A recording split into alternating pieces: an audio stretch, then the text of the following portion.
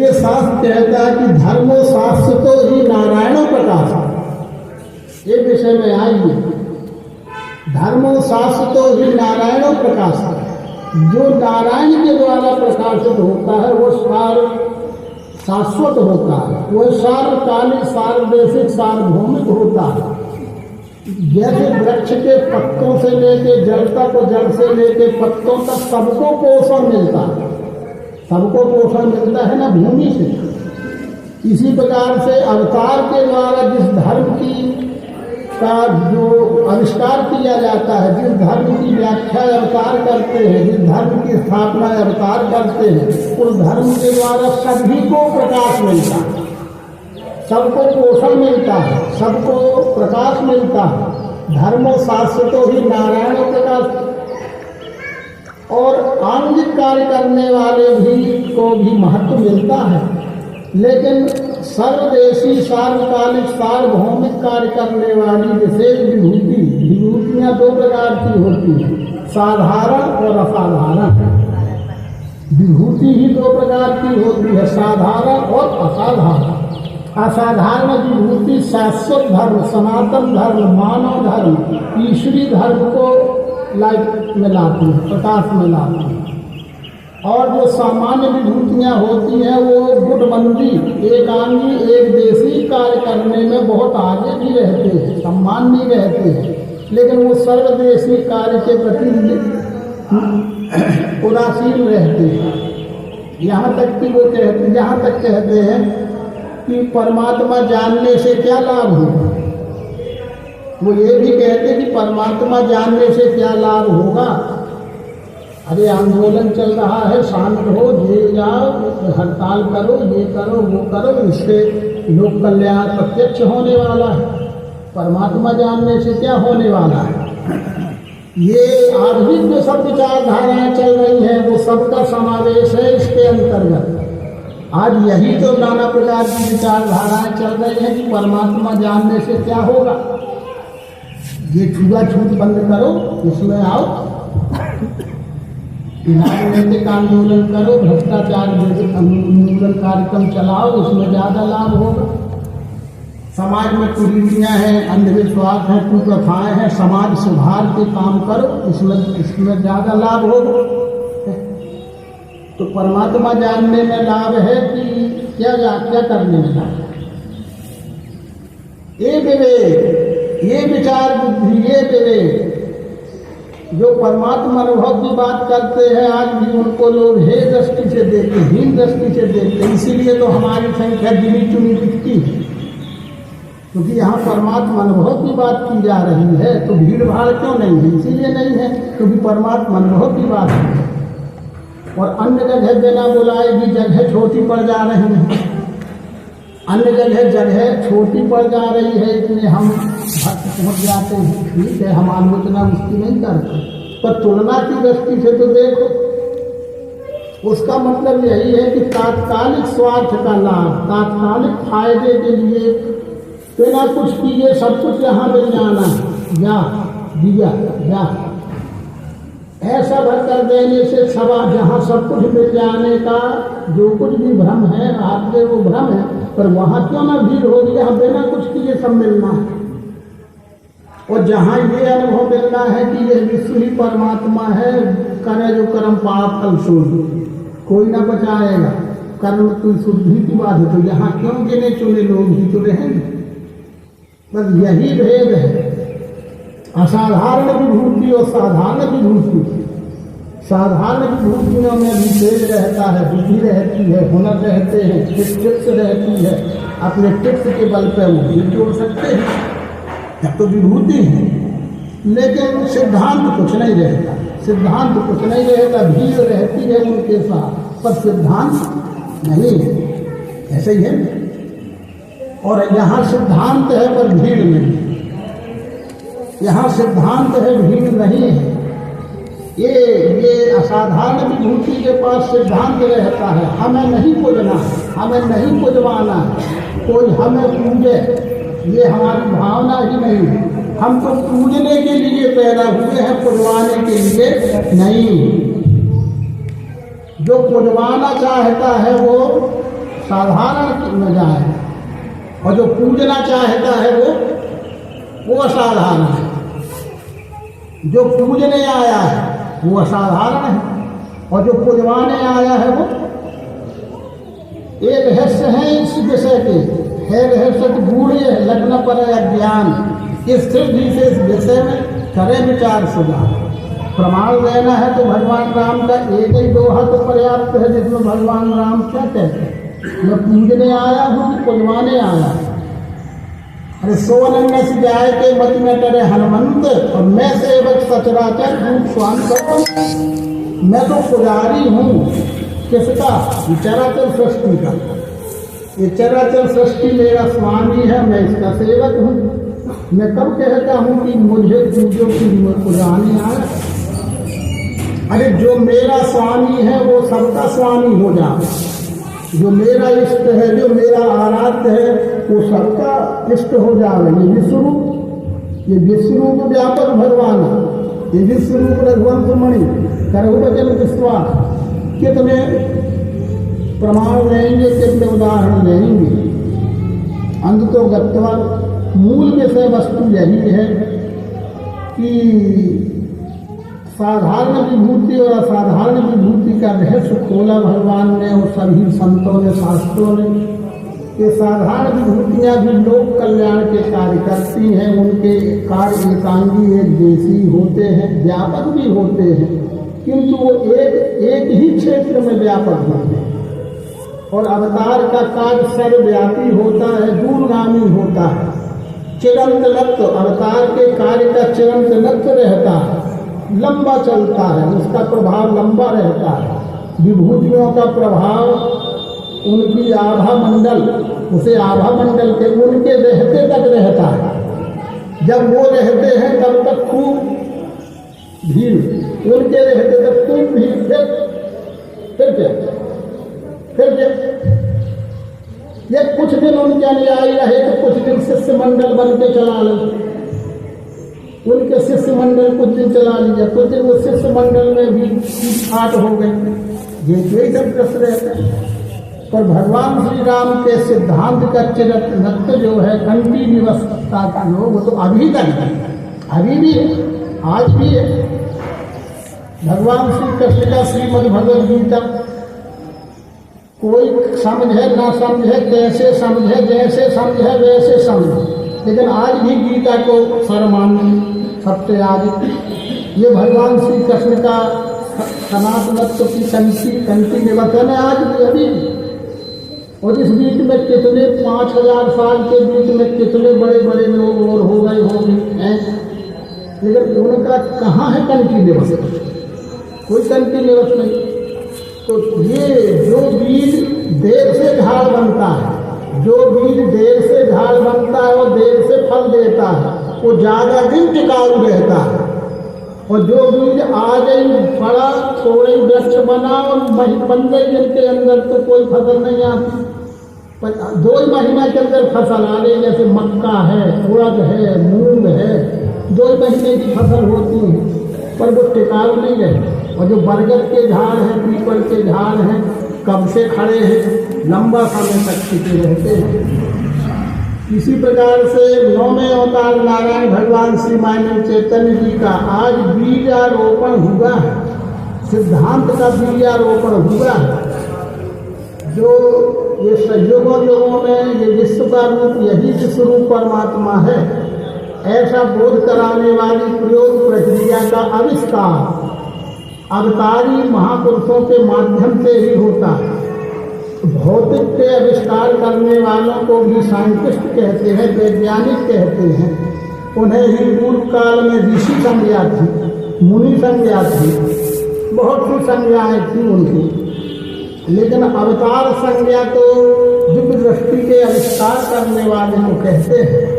और युगों युगों में वह शाश्वत धर्म जो है, जिस धर्म के द्वारा प्राणी मात्र को सुख शांति मिलती है, सबको पोषण मिलता है, वो शाश्वत धर्म, सनातन धर्म का आविष्कार, उसकी जान पहचान कराने वाली प्रक्रिया का आविष्कार अवतार ही करते हैं। इसलिए अवतार की पहचान शरीर से नहीं होती है, अवतार की पहचान प्रगत नियम के विरुद्ध कुछ करके नहीं होती है। अवतार की पहचान ये विश्व ही परमात्मा है, इसकी प्रयोग सहज पहचान कराने से होती है। यही अवतारी महापुरुषों का युगों युगों का इतिहास है। वर्तमान युग में जिस संदर्भ में अब हम बैठे हैं, जिस संदर्भ में हम बात करना चाहते हैं, वर्तमान संदर्भ के 9वें अवतार नारायण भगवान श्री मायन चैतन्य जी ने अपने तत्वदर्शी सद्गुरु विशुद्धानंद जी से जिस दिव्य चक्षु का बोध सूक्ष्म रूप में प्राप्त किया था, 10-12 मिनट में प्राप्त किया था, वो तो जान गए थे उनकी समस्या, व्यक्तिगत रूप से उनकी समस्या का समाधान हो गया था। लेकिन सबके काम की चीज है ये सबके काम का विषय है, तो कि सबको कैसे समझाया जाए, इस बात का मनन चिंतन करके प्रक्रिया निर्मित करने के लिए इसी स्थान से 10-5 किलोमीटर दूर जो आज भी वो गुफा है, वो शेर की गुफा, उस गुफा में 95 दिन तक बैठ करके चिंतन मनन, तप का मतलब ये नहीं कि भूखे प्यासे तो रह रहे हैं, हेतु क्या मेरा भटकड़ी। तप यानी तत्व पहचान, ता यानी तत्व, पा यानी पहचान। उस तत्व को जानने देखने की प्रक्रिया का चिंतन मनन करना, चिंतन करने का नाम तप है। ऐसा चिंतन करने के बाद यह अधिष्ठान सामने रखना, ये अधिष्ठान सामने रखे बिना संसार की आज भी कोई भी भौतिक व्यवहारिक समस्या भी हल नहीं हो सकती है। इसलिए ये विश्व को समझने के लिए विश्व में का ही अधिष्ठान सामने रखना, और अधिष्ठान भी सामने रख भी दिया, और अधिष्ठान सामने में है ही है, पहले से भी है, आज भी है। हम ना भी रखें तो ये नारियल तो पहले से है ना, हम ना भी रखें तो ये मिश्री बताता तो पहले से है, हम ना भी रखें तो किताब तो पहले से ही है ना। तो जो पहले से है ही अस्थि के रूप में, जो सदा से है ही, उसी की तो भूल हुई, उसी की पहचान करने के लिए उसी में की ये वस्तु रखना, ये अधिष्ठान होगा। फिर अधिष्ठान के मिलान करने के लिए साधन की जरूरत होगी, तो नाना प्रकार के साधनों की उलझनों में नहीं पड़ना है। ये साधन मानव निर्मित साधन है, मानव निर्मित साधनों से मानव निर्मित वस्तुओं को प्राप्त किया जा सकता है, पर ईश्वरी भाव को समझ, ईश्वर को समझने के लिए ईश्वर निर्मित साधनों की जरूरत है। वो मानव मात्र के पास 5 ज्ञानेंद्री, 6वां मन, 7वां बुद्धि और 8वां ज्ञान जीवात्मा, ये 8 ही साधन है। ये ईश्वर प्रदत्त साधन है, उत्क्रांति अवस्था में आए हुए साधन है।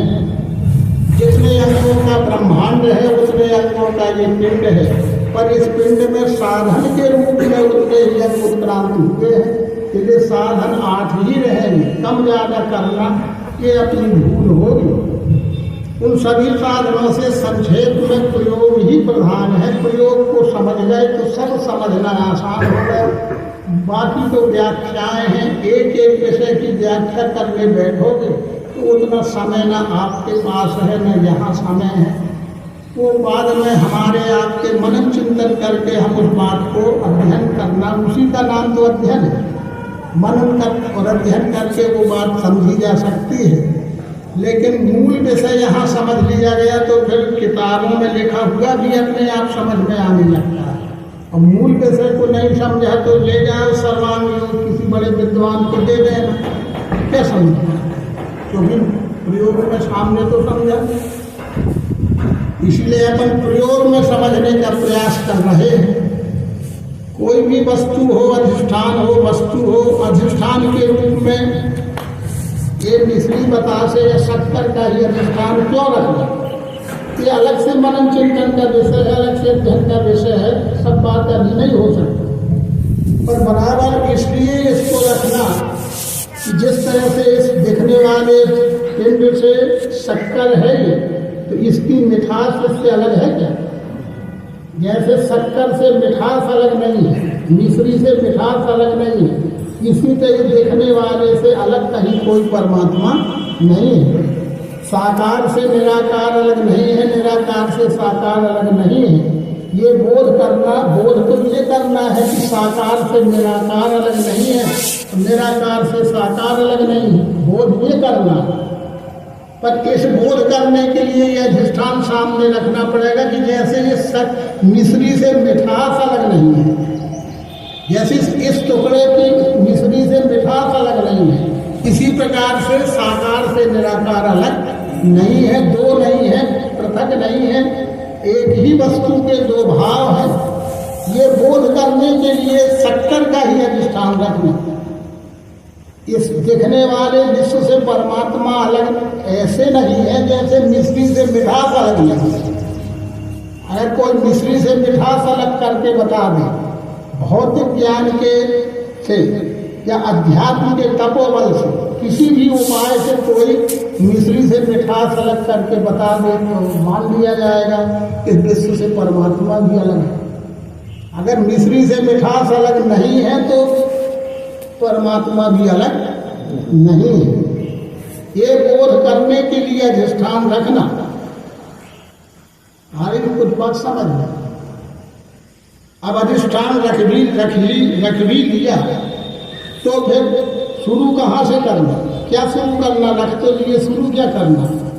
अरे अपनी आंखों से देखो, ये दिखता है, सब और दिखता है।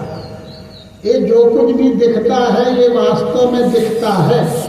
ये जो भी दिखता है उसकी लंबाई चौड़ाई मोटाई होती है। ये लंबाई चौड़ाई मोटाई देखते हैं हम वास्तव में। आकारवान आकार देखते हैं, ये है कि कितनी लंबाई चौड़ाई मोटाई है, ये दिख रहा है। ये सब लंबाई चौड़ाई मोटाई या दिख रही है वास्तव में, कि वास्तव में दिख रहा है। अब एक ही बात में तो सवेरा हो जाएगा, हम तुमने कहाँ तक समझाते हैं। उन गहराइयों में जाओगे तो फिर ये बातें आएंगी। अब तुमको दिखता है तो क्या दिख रहा है? लंबाई चौड़ाई दिख रही है, आकार दिख रहा है ना, आकार दिख रहा है। ये सब और आप घुमा के देखे तो आकार दिख रहा है। ये आकारवान देखना, आकारवान में फंसना, यही जगत है।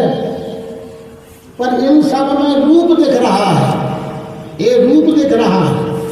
सब और क्या दिख रहा है? रूप दिख रहा है। ये रूप देखना विश्व है और आकार पृथक छूटा हुआ आकार देखना और दिखाना ये जगत हो गई बात। अब आगे खूब समझते हैं।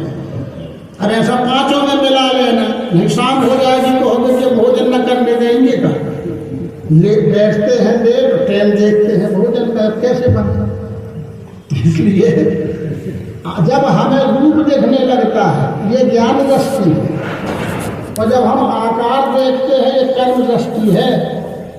ये रूप देखना ज्ञान दृष्टि है और आकार देखना ये कर्म दृष्टि है।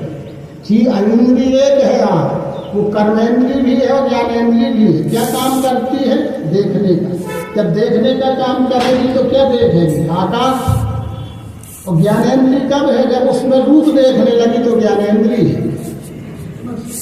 आदि तो रूप देखना तो रूप एक में है कि सब में है? रूप अविनाशी है कि विनाशी है? रूप का जन्म मरण है क्या? अरे तो सारे पर्दे खुल जाएंगे।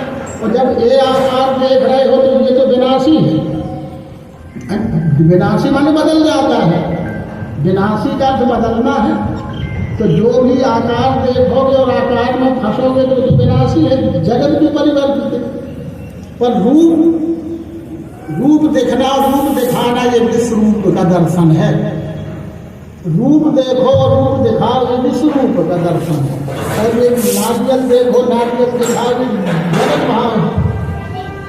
ऐसे चूके देखने पर स्पर्श के प्रकार और उन प्रकारों में स्पर्श ही सब है। बजाकर देखने पर शब्द और शब्द के प्रकार ये जगत है और शब्द ये विश्व है। रस और रस के प्रकार चखने पर, नाक से सूंघने पर गंध और गंध के प्रकार जो प्रकार है ये जगत है और ये बदलने वाला है, नाश नहीं होता, बदलता है। पर कितना भी बदले, क्या शब्द स्पर्श रूप रस गंध क्या है? ये शब्द स्पर्श रूप रस गंध स्वयं अक्षर है। यहाँ भी क्षर है, यहाँ भी अक्षर, तो हर बात में क्षर अक्षर, ये शब्द के प्रकार क्षर हैं, तो फिर शब्द तद्रूप स्कंध अपने आप में अक्षर ही है। और वो तत्व के रूप में सब आकाश वायु पृथ्वी, ये रूप क्षर है तो उसकी ज्ञानेन्द्रिय अक्षर है, तो उसका तत्व पुरुषोत्तम है, तो वो पुरुषोत्तम ही तो रूप है और पुरुषोत्तम ही स्वरूप है। अग्नि ही परिवर्तित अवस्था में नेत्र चक्षु है, वो अग्नि ही रूप है। रूप आँख और अग्नि तीन है कि एक ही है, पर ऐसा मिलान करके भगवान ने बता दिया। पांचों ज्ञानेन्द्रिय से देख लो कि ये शब्द तद्रूप गंध देखने लगा, माने ये ज्ञान है, और आकार प्रकार देखते हैं, माने ये ज्ञान है। बस तो फिर छठवां साधन मानव मात्र के पास मन है। ये पांच, ये वस्तु का स्थूल स्वरूप पंच तत्वात्मक है, ये सब, और ये पांच ज्ञानेन्द्रियां भी स्थूल हैं। सिर्फ स्थूल को देखने के लिए ये है, ये हमारा ये है जिसको हम जानना चाहते हैं। और जानेंगे कैसे? साधनों से जानेंगे, तो साधन भी यही साधन के रूप में आया। और ये ज्ञाता जान गए, जो देखे वो कौन है? तो कौन है जो देखे?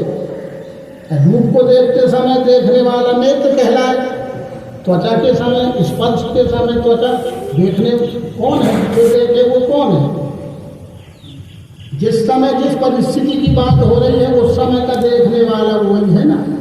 रूप का देखने वाला नेत्र है, त्वचा का, स्पर्श का देखने वाला त्वचा है, रस का देखने वाला जिह्वा है, नासिका का गंध का देखने वाला नासिका। तो फिर गुणों का देखने वाला कौन है? तत्वों का देखने वाला ज्ञानेन्द्रियां है ना। तो फिर गुणों को देखने वाला जो देखे वो कौन है? मूल प्रश्न वही चला आ रहा है, जो देखे वो कौन है? तो शब्द तद्रूप स्कंध को कौन देख रहा है? पांच ज्ञानेन्द्रिय। तो फिर गुणों को देखने वाला मन है, और मन इसके अंदर भी है और गुण इसके अंदर भी है। पर यहाँ भी मन सूक्ष्म है तो गुण यहाँ भी सूक्ष्म है। कि सूक्ष्म को सूक्ष्म से देखा जाएगा। तो जब घी के साथ मिलाकर खाएंगे तो अलग गुण आएगा, पुष्टि पुष्टि शांति सुख। जल के साथ पीने से रजोगुण आएगा, माने तो मिश्रित, और निरा खाने से तो ही दुख हो गया, यानी तमो। ये खाने की वस्तु है तो ये पढ़ने की, ये आवाज फैलाने की, जो वस्तु जिस गुण की है उस गुण के साथ हम जब निर्मल मन से व्यवहार करते हैं त्रिविध प्रकार की अनुभूति होती है। उपयोग से परिणाम तक अनुभव आना, ये सत्य गुण। उपयोग और परिणाम में भिन्नता हो जाना, ये रजोगुण। और दोनों में आदि से अंतर दुखदायी होना, ये तमोगुण। तो वो तो इसमें सब ये पांच तत्वों में त्रिगुण व्याप्त है सब में सब। ये बात ना भूलना चाहिए कि ये अलग अलग है, अलग अलग कुछ नहीं है सब में सब। लेकिन समझने के लिए वर्गीकरण किया गया है। तत्वों में त्रिगुण व्याप्त है, तो ये पांच तत्वों में तीन गुण व्याप्त हैं। तो यहाँ इंद्रियों में भी त्रिगुण मन व्याप्त है। अगर मन संकेत न सक्रिय ना हो तो इंद्रियां कुछ नहीं कर सकती। आँख देखते हुए भी नहीं कुछ विचार कर सकती। इंद्रियों का चालक इसलिए मन है। हम सुनते हुए भी क्या सुनाया जा रहा है, अगर मन न लगा होगा तो अभी हमारा ही जिसका मन न लगा होगा उसको कुछ समझ में आ रहा होगा कि क्या हो रहा है। Present body, present mind absent, body present mind absent. यहाँ माइंड माने मन, माइंड यानी मन। जब मन लगा है तो रात भर जग के आए हैं फिर भी जग रहे हैं, क्योंकि इसीलिए तो आए। तो उसको उसका मन लग गया। और जो आए हैं घूमेंगे टहलेंगे चले आएंगे, उनका मन तो वैसे ही नहीं लगा, अब और क्या लगेगा। इसलिए जानेगा मन। वो मन में तीन गुणों को जाना, वो तीन गुण ही इसमें की क्रिया शक्ति है, संपूर्ण में की क्रिया शक्ति है। उन तीन गुणों की स्थूल सूक्ष्म और कारण क्रिया शक्ति रहती है। जहाँ कारण रूप क्रिया शक्ति है वो हलचल रहता है, जहाँ कारण रूप क्रिया शक्ति है वहाँ हलचल है। तो कार्य में हलचल होती है, कारण में हलचल नहीं होती। पति भी तो सूत्र है, हलचल कार्य में होती है और वो स्थूल है तो स्थूल साधन आँख से दिखती है, पर कारण में भी हलचल होती है। पर वो कारण को कारण कहाँ सूझे, ये स्थिर सतसुख ही नहीं है। तो कारण में स्थूल हलचल नहीं रहती है, पर क्रिया तो होती ही है। ये वस्तु अपने आप रखे रखे भी बदल जाएगी, ये सब अपने आप बदल रहा है, ये कारण रूप क्रिया शक्ति है। और ये जो हलचल दिख रही है हमारे आप में, ये कार्य रूप क्रिया शक्ति है। पर महत्व कारण को दिया जाता है, कार्य को नहीं। यही जल कहाँ का जल, कहाँ का चेतन, कहाँ है जल, कहाँ का चेतन। कारण रूप क्रिया शक्ति जहाँ है तो यहाँ कार्य रूप क्रिया शक्ति है। बस क्रिया शक्ति का भेद है स्थूल सूक्ष्म और कारण। स्थूल क्रिया शक्ति, सूक्ष्म क्रिया शक्ति और कारण रूप क्रिया शक्ति। कारण रूप से क्रिया शक्ति तो तत्वों के अंदर हलचल करने वाली, कार्य करने वाली है ही।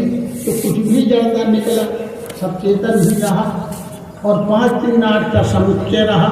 ये भी 8 का, ये भी 8 का, चराचर सृष्टि 8 का समुच्चय है। यही तत्पद है दृश्य विराट, सबों को दिखता है प्रत्यक्ष, जानते नहीं है। साकार तो सामने दिख रहा है, अलग से साकार, अलग से साकार। ये अलग से माना हुआ साकार निराकार खोजने में लगे हैं और प्रत्यक्ष के साकार को लतिया रहे हैं, लूट रहे हैं, खटोट रहे हैं, अपमानित कर रहे हैं, दुर्व्यवहार कर रहे हैं। प्रत्यक्ष साकार है, ये सामने वाला दिखने वाला प्रत्यक्ष ही साकार है ना। किसी जेब किसका कट रहा है, इसी साकार का। ठगबाजी किससे हो रही है, इसी साकार से। लूट खसोट, बुरा व्यवहार, दुराचार, दुर्व्यवहार किससे हो रहा है, साकार। अब कौन साकार तुम्हारे लिए आएगा, अब वो दूसरे माने हुए साकार के लिए परेशान है और सामने दिखने वाले साकार को परेशानी बढ़ाए। इसलिए बस यही तत्पद है दृश्य विराट, इस नाम से सबों को दिखता है प्रत्यक्ष। जानते नहीं है तो जान गए तो क्या होगा, 4 हाथ के हो जाओ, कितना होगा।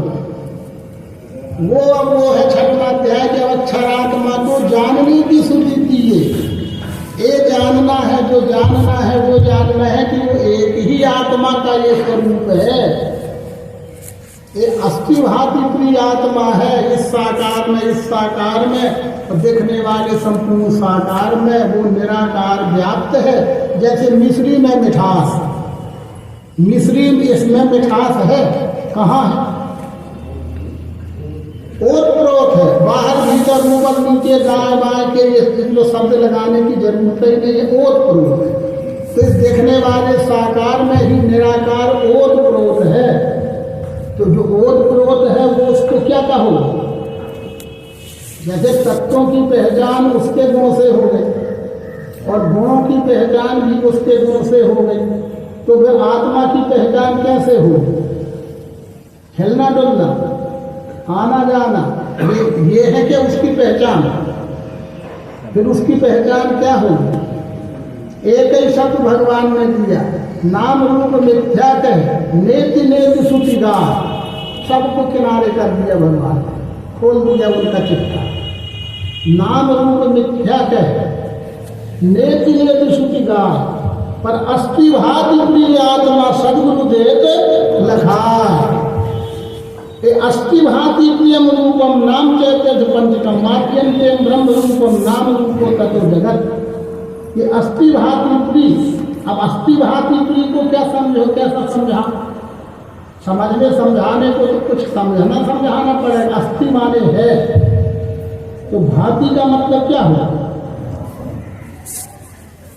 अस्थि तो है तो भाति का क्या मतलब होगा, तो प्रिय का क्या मतलब होगा। अरे जब अस्थि है तो जो अस्थि है वही तो भाति है और वही तो प्रिय है। अस्थि है तो भाति भी है और अस्थि है तो भाति भी है, प्रिय भी है। अस्थि है तो भाति भी है, प्रिय भी है। अब इसमें क्या, अब भाति शब्द का बखेड़ा खड़ा कर रहे हैं। अब भाति में बखेड़ा क्यों खड़ा कर रहे हैं, अरे भांति का भाव क्या है? अरे है तो भा रहा है तो बिना आकार के भा जाएगा, और जो आकार है उसी में तो भा रहा है, जो भा रहा है उसी का तो आकार है, और वही तो प्रिय है। इतना ही तो भेद है उसमें। बस अस्थि भाति प्रिय आत्मा शत्रु देख लखा है कि जो भी संग साकार है वो देखने वाले साकार से अलग नहीं। उसी में ओतप्रोत, जब ओतप्रोत है तो देखने की बात आएगी तो वो स्थूल कहलाएगा, और जब प्रिय की बात आएगी तो सूक्ष्म कहलाएगा। पर वो अस्थि में तो दोनों का ले रहेगा, है जब तो दिख रहा है तब तो प्रिय है, और प्रिय है इसलिए तो दिखता है तभी तो प्रिय है। पर सबसे पहले तो वो अस्थि है। पर देखने का मतलब ये नहीं कि वो आत्मा का देखना, एक रहस्य है वहाँ। 6वें अध्याय तक साकार को देखते समय अपनी आंखों से देखो, ऐसे ही आत्मा को भी देखना है तो अपनी आंखों से देखो, ऐसा कहा गया क्या? ये आंख इंद्रियों का देखना अलग है, मन का देखना अलग हो गया, ये बुद्धि का देखना है। हम कोई बाजार में जाते हैं, अंगूर लाते हैं, यहाँ देखो भैया उनकी लीला में न फंसा, वो करम दो उनकी लीला, छोटी राम लीला करो ना। तो अंगूर देख के लाते हैं ना, शकल देख के भी खट्टा मीठा देख, तो खट्टा मीठा आँख देखी कि जीभ, अरे तो शब्द तो देख नहीं लगा। खेत जा रहे हैं, गाय यहाँ बंधी है, गाय को पानी दिखा देना, तो दिखा देना कि पिला देना है। तो ये आत्मा दिखने की बात नहीं है, आत्मा देखने की बात नहीं है। मान वो तो आगे का स्थूल आंखों से देखना चाहो तो स्थूल आंखों से थोड़ी देखेगा, अगर देखना चाहोगे तो 8 अंगों में से है ही देखेगा। तो वो बुद्धि का देखना, उसी का नाम जानना है। तो बुद्धि के देखे हुए को जानना संज्ञा है, और इस इंद्रिय मन स्थूल है उसको देखना संज्ञा है। पर देखने का अधिष्ठान भी यही, तो जानने का अधिष्ठान भी यही, अधिष्ठान दो नहीं। ये विश्व एक ही अधिष्ठान है, इंद्रिय मन से देखना संज्ञा है, और इसी में बुद्धि को से संज्ञा है। अब और कुछ चर्चा करते हैं ना, इंद्रियों का भी देखना है। जो देखे वो कौन है? जो देखे वो कौन है? इंद्रियों से देखने वाला, मन से देखने वाला, बुद्धि का देखने वाला। पर बुद्धि से क्या देखते हैं? साकार देखेगा। बुद्धि से निराकार को जाना जाए, अनुभव किया जाए, आंखों से देखना चाहो तो दिखेगा। ये रहस्य खोल दिया। अब 8वां अध्याय से भगवान ने रख दिया नाम। देखना, नाम है उसके आगे। नाम कौन नाम? नाम तो है, पर कौन नाम? कोई नाम बताओ कौन नाम? कोई नाम बताओ कौन नाम है? साकार तो निराकार के आगे नाम है। उन नाम के बारे में बहुत सी ग्रंथ लिखे हैं, चलो ठीक है, पर कौन नाम के बारे में लिखे? कौन नाम? नारियल नाम, तो फिर से रह रहा होगा किताब नाम, माइक नाम, तो कौन नाम? नाम है उसके आगे, तो कौन नाम है उसके आगे? साकार और निराकार के आगे क्या है? कौन नाम? बस ये नाम तो अनंत है, नाम अनंत है, तो कौन नाम की बात हो गई? अरे यतो वाचा निवर्तन्ते तद्धाम परमम्, यतो वाचा निवर्तन्ते, वो नाम की बात हो रही है जो वाणी का विषय नहीं है। जैसे वाणी का जाप नहीं किया जा सकता, जो वाणी से उच्चारण में भी नहीं आ सकता, जिसका जाप नहीं हो सकता, वो नाम है ब्रह्म नाम के नाम बड़ वरदायक। वो नाम ही सद्गुरु का दान है, वो नाम ही सद्गुरु का दान है। वो नाम का भेद खोजना ही सद्गुरु की पहचान है, वही सद्गुरु की विशेषता है। अब हम पूछते हैं नाम तो, पर बताओ ना कौन नाम? नाम है उसके आगे जान के बुद्धि ही जहाँ तो कौन नाम? माइक नाम, किताब नाम, कौन नाम? कौन नाम है? अरे ये जो भी नाम ले वे आंगिक नाम होंगे, आंगिक नाम होंगे। उपनाम एक समझने के लिए उपनाम कहो तो कोई विसंगति नहीं है। उपनाम और मूल नाम ये क्या है? नाम ही है ना, इसमें ये क्या है? नाखून नाम ही है ना, इसमें ये क्या लगे रोए लगा है, नाम ही है ना। ये नामों की बात हो रही है, फिर कौन नाम? ओ सर्वनाम, जो सब नामों का अहंकार, जिसमें सब नामों का लय हो जाता है, सब नामों का एक नाम पुरुषोत्तम। पुरुषोत्तम कोई व्यक्तिवाचक स्थानवाचक मात्र नहीं है, पुरुषोत्तम नाम सर्ववाचक है, जिसमें साकार और निराकार अभिन्न है ही। स्थूल सूक्ष्म कारण में, विश्व के सब भावन में मेरी चतुराई, ये मेरी चतुराई मानी मेरी यानी परमात्मा परब्रह्म पराशक्ति का ही सब ऐश्वर्य है, उसी का स्थूलीकरण सूक्ष्मीकरण चलता रहता है। वो नाम परमात्मा है, जिस नाम में सब नामों का लय हो जाता है। ब्रह्मैव सर्वरूपाणि नामानि विविधानि च कर्मण्यपि समग्राणि बिभर्तीति श्रुतौ जगे। ब्रह्मैव सर्वरूपाणि नामानि विविधानि, अनंत रूपों को, नामों को, कार्यों को, उत्पत्ति लय का सबका धारण करने वाला नाम ब्रह्म। ब्रह्म माने परमात्मा। ये वेदांत का शब्द ब्रह्म है, सिद्धांत का शब्द परमात्मा। बात एक ही है कि ये विश्व ही विश्वरूप परमात्मा है। इस नाम का बोध होते ही, इसका नाम बोध होते ही वही साकार है और वही निराकार है। तो फिर भक्ति स्वतंत्र, अब स्वतंत्र हो गए। सरल सकल सुखानी बिन सत्संग न पावई प्राणी। भक्ति नाम सेवा का है। सेवा नाम काया वाचा मन से होने वाला सद्व्यवहार, काया वाचा मन से होने वाला निर्मल व्यवहार, सत सेवा ही भक्ति है। और भक्ति अपने अपने गुणानुसार होती है, कर्मानुसार होती है। अपने अपने अधिकार प्राप्त कर्तव्य में ईमानदारी का व्यवहार, मेरे द्वारा मेरी ही सेवा मेरे से हो रही, तो अपने से कौन बेईमानी करता? अपने द्वारा अपने लिए अपने से ही अपनी सेवा है, तो उसमें कहाँ बेईमानी? ये द्वैत बुद्धि जब ना रही तो ये सब अपने ही है, अपना रूप। ये अपने ही रूप की सेवा हो रही, उसमें अहंकार की क्या बात? जैसे आँख अपने लिए देखती है कि शरीर के लिए, पैर अपने लिए चलते हैं कि शरीर के लिए, हाथ अपने लिए कार्य करते हैं कि शरीर के लिए। जैसे शरीर का छोटा बड़ा अंदर बाहर का कोई भी अंग हो, पूरे शरीर के लिए काम करता है। तो ऐसी प्रकार से विराट के अंतर्गत हम कोई स्थान में तो हैं, कहीं तो होगा हमारा स्थान।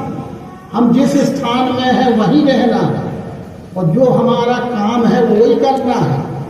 लेकिन बेईमानी घर छोड़ देना है तो वो भी घर स्थान, जैसे हमारे शरीर का कोई अंग स्थान भी नहीं छोड़ता और काम भी नहीं बदलता है। भाई लीवर का काम लीवर कर रहा होगा ना, किडनी का काम किडनी ही कर रही होगी ना, हृदय हार्ट का काम हार्ट कर रहा है ना। स्थान बदल लेते हैं कि काम बदल जाता है, और हम तो रोज ही बदल लेते हैं, सब कुछ अपना रोज बदल लेते हैं। कहा हमने घर वापसी करनी, रोज ही घर वापस हो रहे, दूसरे घर में घुस रहे थे, घर से वापस हो रहे। ये हम तो रोज ही कुछ कर रहे हैं। लेकिन शरीर के अंग कभी अपना ना स्थान बदलते हैं, न कार्य बदलते हैं। इसी प्रकार से भक्त न अपना स्थान बदलता है, न अपना कार्य बदलता है। जैसे शरीर का प्रत्येक अंग पूरे के लिए काम करता है और अभिमान भी नहीं रखता, पता भी नहीं रहता।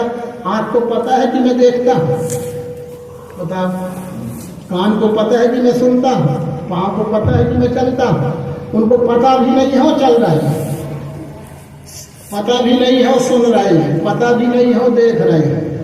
इसी प्रकार से मैं कर्ता निर्कर्म का, मैं भाव का, कर्तापन का भाव ही नहीं रहता है और कार्य हो रहा है।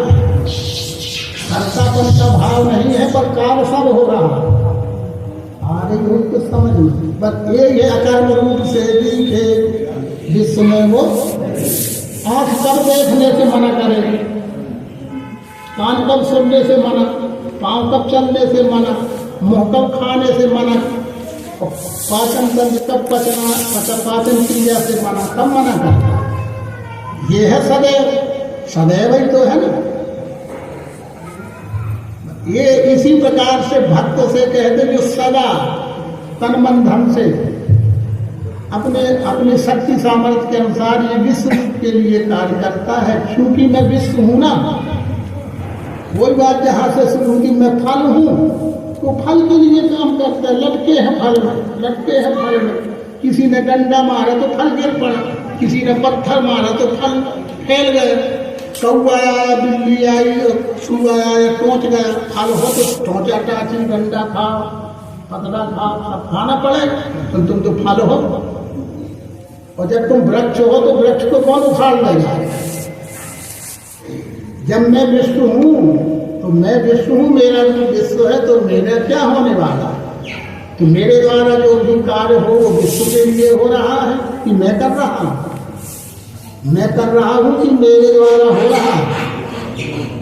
जिस दिन ये बोध होता कि मेरे द्वारा हो रहा है, इसलिए भगवान कृष्ण का जिस गीता के अंदर आया है, जैसे इस आज भी लोग कहें, कृष्ण जी उसी समय कह रहे हैं कि लोग कहेंगे कि गीता कृष्ण जी ने कही, तो आज भी लोग कह रहे हैं कि गीता कृष्ण जी ने कही। पर इसी गीता के 18वें अध्याय के अंत में कृष्ण जी कहते कि गीता मेरे द्वारा कही गई, मैंने नहीं, मेरे द्वारा। अब मैंने और मेरे द्वारा में कितना अंतर है। लोग कहेंगे, वो लोगों की बात है, पर मैं तो ये कहता हूँ कि मेरे द्वारा कहा गया है। तो मेरे द्वारा कहा हो रहा है कि मैं करता हूँ, ये मैं करता जीव भाव है, मेरे द्वारा हो रहा है माने वो परब्रह्म ही कथितम योग युक्त, वो परब्रह्म जो अस्थि रूप परमात्मा है, वही चिदानंद घन विश्व में व्याप रहो सब ठोर, सोई गुरु मूलक रूप धन प्रकट भयो नहीं हो। वो परब्रह्म की ही अभिव्यक्ति, मानव देह में परब्रह्म की ही अभिव्यक्ति असाधारण विभूति के रूप में अवतार हैं। वही मत्स्य से लेके भगवान कल्कि तक हैं, और वही बीच में 9वें अवतार भगवान मायानंद जी हैं, जो उसी की अभिव्यक्ति मानव देह में आई। तो वही मानव देह के माध्यम से पुनः यह अभिव्यक्त हो रहा है कि विश्व ही परमात्मा है, अपनी अभिव्यक्ति वो स्वयं करता है। पर ब्रह्म ही अपनी अभिव्यक्ति करने के लिए मानव देह तक उत्क्रांत होकर आता है। वो जीव की ही अंतिम उत्क्रांति नारायण है। वो जीव भाव के लोगों को समझाने के लिए ही नारायण उत्क्रांत होके आया। ये सब रहस्य हैं। इन रहस्यों को जानने, देखने, समझने के लिए ये 3 दिवसीय हमारा आपका समागम है। आज प्रारंभिक व्यवस्थाओं में भी कुछ रहती है, कमियाँ बेसियाँ रहती हैं, जमाने में थोड़ी समय लगता है। पर्याप्त समय हो चुका है, यहीं से स्थित किया जाता है। पुनः शाम के 4 से 6 हम आप बैठेंगे।